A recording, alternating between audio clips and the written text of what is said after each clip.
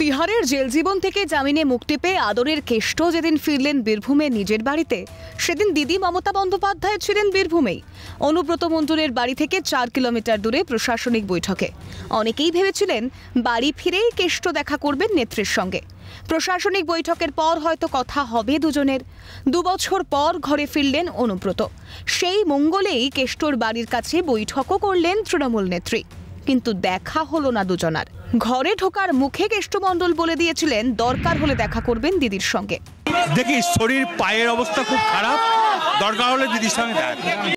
সারাদিন সেই দরকার হয়নি অনুব্রতর, নাকি প্রয়োজন অনুভব করেননি?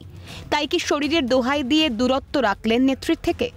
এমন একটা দিনে বীরভূমের মাটিতে দাঁড়িয়েও তাই কি নেত্রীও মুখে আনলেন না কেষ্টর নাম? অনুব্রত যখন তিহারে বন্দী, তখন দলের সভায় কিংবা বৈঠকে অনুব্রত প্রসঙ্গ সব সময় টেনে এনেছেন মমতা বন্দ্যোপাধ্যায়।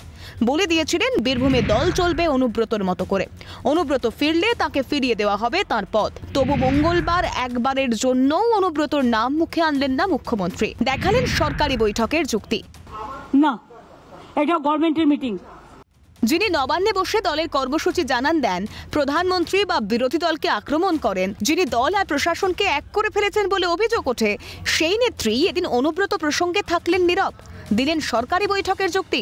অনুব্রত দেখা করতে না যাওয়ায় কি অভিমানী নেত্রী, নাকি 2 বছর ধরে জেলের ধকল সহ্য করা অনুব্রতকে একটু বিশ্রামে রাখতে চান তিনি, নাকি দুর্নীতির অভিযোগে বিদ্ধ আপাতত জামিন পাওয়া অনুব্রতর থেকে খানিক দূরত্ব রাখতে চান নেত্রীও? তাহলে কিভাবে ফিরিয়ে দেবেন অনুব্রতকে তার পদ? অনুগামীদের পাশে পাওয়া অনুব্রত কি আদৌ পদ ফিরে পেতে আগ্রহী?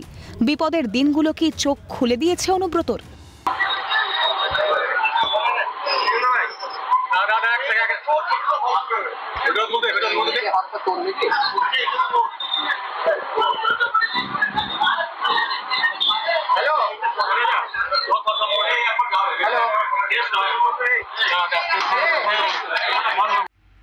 তাই কি কর্মীদের কাছে টেনে নিলেও দূরত্ব রাখলেন দলের নেতাদের থেকে?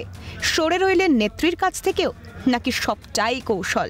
আছে রাজনীতির অনেক হিসেব নিকেশ। ক্যালকাটা নিউজ।